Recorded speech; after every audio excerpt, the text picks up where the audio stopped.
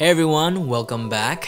My name is Randy. My name is Melanie. And today we are going to be reviewing the first half of the Alice in Borderland series on Netflix. So episode 1, they get transported to a parallel Tokyo, a parallel universe, where they must play all these sorts of games to survive, sort of like escape rooms. They go into like this building where they must choose between two doors, life or death. It's like a math problem where it's like our main character uses the BMW that's parked out front. It's like he uses those dimensions to like calculate each room's dimensions and positioning within the building. So it's kind of like it was divided into like 9 squares, and there are like bad rooms and good rooms, and you're trying to get out of the building by going to all the good rooms. Yeah, so one room is like a trap room. If you open that one, you die. And then if you open the safe room, you're safe. So what did you think of the first episode? I thought it was pretty good. I would say that I didn't like the beginning. It didn't make sense how like they came out of bathroom stall and then everybody disappeared. I thought that was kind of weird. But I did like the first game a lot. I like how we actually like went through that first experience with the characters because they were as lost as we were. Yeah. Did you think you would have survived the first game? I would have just kept guessing. I didn't even realize that it was like a math problem. I thought it was more like you're supposed to do the opposite. Well, yeah, that's the thing. Because it was like very unpredictable. You didn't know if like you should just pick death the whole time or are they trying to trick you? I thought it was like you're supposed to pick death and it's supposed to like alternate. But it was really like if the room to your right is a trap room, in the next room you probably shouldn't pick the ones adjacent to that room. After the main character kind of explained everything, we were able to guess like which one was next. Yeah. Which was kind of fun. It was kind of fun to actually understand the game and stuff. Yeah. I think if we were to be in that situation, it would be kind of at first it'll be like really nerve-wracking because we won't know like what to do. Cause like you're timed too. Yeah, and you're timed. It's like the instructions aren't really clear. That's the hard part about this series and this game. I think episode 1 was pretty good. I think it was a good start to the series and a pretty cool game. What would you rate episode 1? I would give episode 1 like an 8. 8? Yeah, I would say an 8 as well.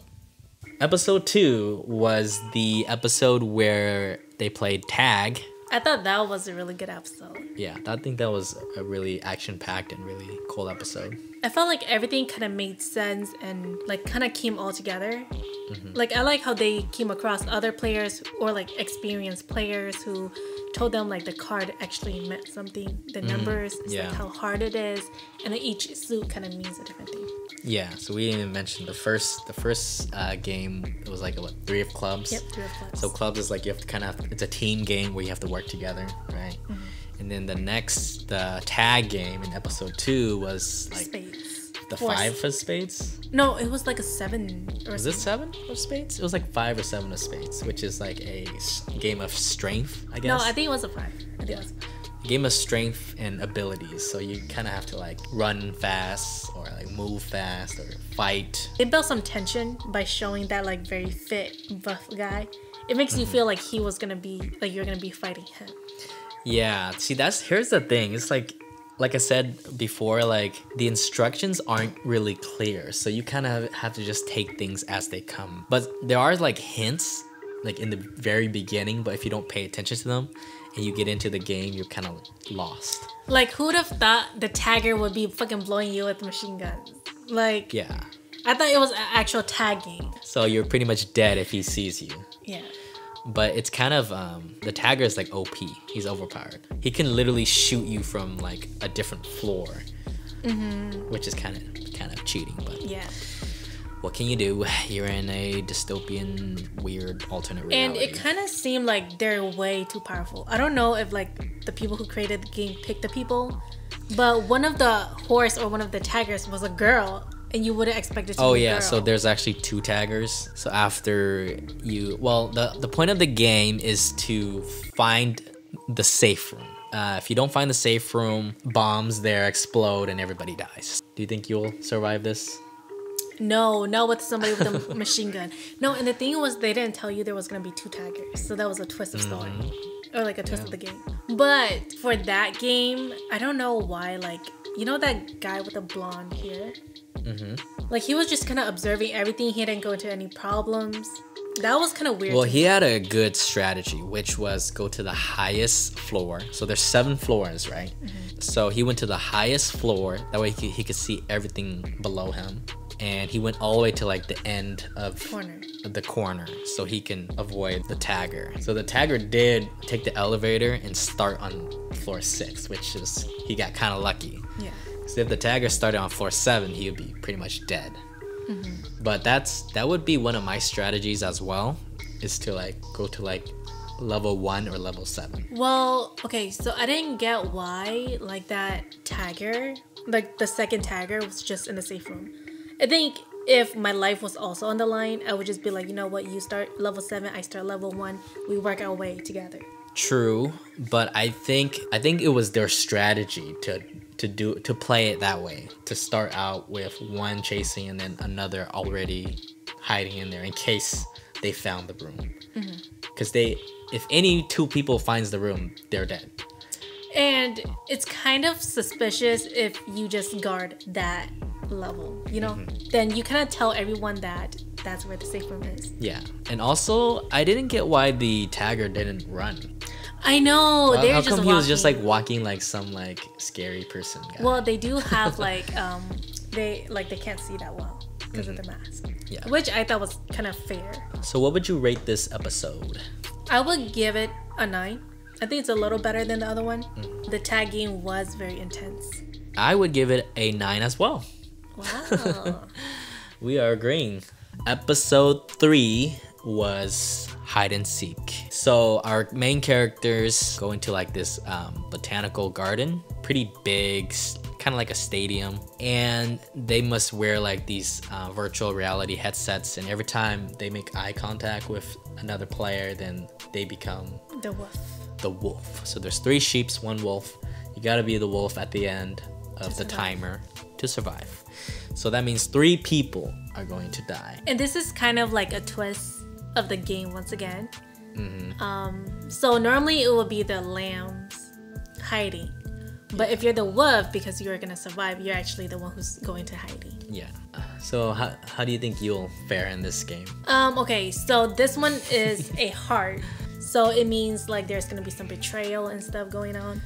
Yeah, so the heart shape is all about like betraying your friends, or like trust kind of thing. Trust and betrayal. I hate this game the most out of all of them, because this is a game where it's kind of like you can't get out of it, and you know that only one of you is gonna survive.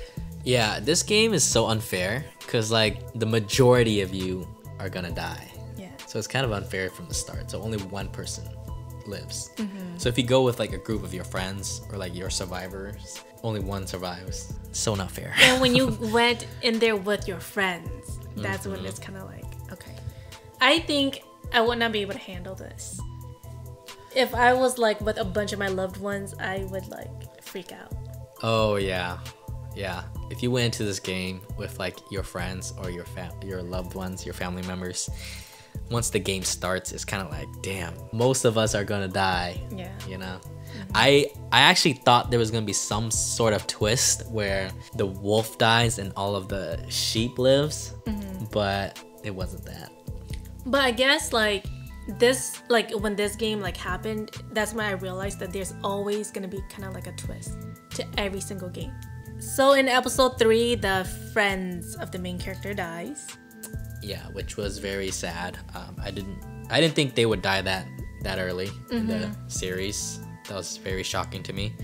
Their characters were really fleshed out, so you kind of feel for them. I felt really bad for the blonde guy because he had a girl he loved, and then he was gonna like propose to her. Well, for me, I felt their friendship. Well, yeah, I kind of felt bad for the main guy too, because he was not close to his family. His friends was all he had. Yeah. Yeah. So what would you rate that episode? I will give it an 8. An 8? Really? You liked it a lot? Well, I liked it it was kind of foreshadowing when that one guy was like, a 4 means betrayal. I knew that heart was gonna happen. I think we both knew that the next game was gonna be a heart. I think it was okay, but I rated it lower than the other two because I didn't want the friends to die yet. What'd you rate number 1? An 8. An 8? So 8, 9, 7. I would rate this one a 6 because they didn't really play the game. It was more of like a moral dilemma of like who should survive. I kind of wish they picked the wolf at the beginning and then give the wolf 1 minute head start or something like that. Episode 4, this one was about running. So the game was they are in this underground tunnel, like a freeway or something, and there's like a bus there that they must get to. So they start at the bus, but they don't know that the bus is actually the goal. So they've got their distance meters on their phones. They're trying to get to the end goal, which they don't know that's the bus. So they start running in one direction. There is one guy who can't run, who sprained his leg, sprained his ankle, who stays on the bus and stays there to die, supposedly. And then the rest run off just in some random direction that they think they're supposed to go off in. They get to like a super dark area where there's like a Black Panther trying to kill them. Very random. I don't know if that was part of the game, like the game masters put it there, or was it just like there? Like a coincidence. What did you think of like the water bottle scene? Do you think those were tainted? Yes, I think they were tainted. Yeah, I think so too. Knowing how the game was so far, I think it was tainted. I'm surprised they didn't pour it to see what was in there. Well, it might look like water. That's what I assumed. But at least pour it a little bit, you know, maybe like pour it on like the table. Because you want to see how it looks. Check it out. Smell it. No. I mean, if you dip your finger a little bit, maybe you can like, you know. You're gonna die. Just a little bit. I kind of felt like this game was gonna be a trick, because right when they got their cell phones, distance says 0. So from my perspective, like I play too many video games, so I know like you're supposed to get to the end, and since the distance is 0, you're already at where you should be. So as it's counting up, it doesn't make sense for it to count up, because it doesn't tell you anything. Counting up the distance doesn't tell you anything. It didn't say you must run a certain amount of miles. It didn't say anything like that. So going by what video games are designed to be, you're getting to the goal when it reaches 0. It's supposed to count down, not up. Yeah, well, you caught that. I did question it too, because I was like, how come they didn't tell you like how much miles you need, or collectively how much miles you guys need together? So I questioned that, but I was like, I don't know. So I could have just watched. But I kind of wish someone would have ran the other way to see if it was negative. Or like, it was like, you know, or like it was still 1,000, 2,000. Well, no, it wouldn't be negative. It would still count up. Yeah, because distance can be negative. It's distance from the bus where they started. How do you feel about the episode? I thought it was okay. I like the other ones better. So I would rate this one... Ooh, I would rate it... I would give it a 6. 6 out of 10. Yeah, I was going to give it a 6 too. Yeah. I was going to say 5, but it was good enough to where I will give it a 6. Well, I didn't like how they're bringing new characters in. Like, once you kind of build like a relationship with the old characters, it's kind of like... Yeah. I don't really want to build like a connection with these new characters, you know? Yeah. But how do you feel about the whole visa idea where you have this many days left? Yeah, so it's like a mechanism to get you to play those games. Because if you could just sit out and not play any game. That would have been me. Let's be serious. So if you pass a game, you get 3 days. And then after 3 days, you have to play another game. And then at the beginning, there was like a guy who came to them, is like, I kept playing games and over and it never ends. So like really? he let the laser kill himself. Yeah. So who knows? I don't even know if they're gonna escape this.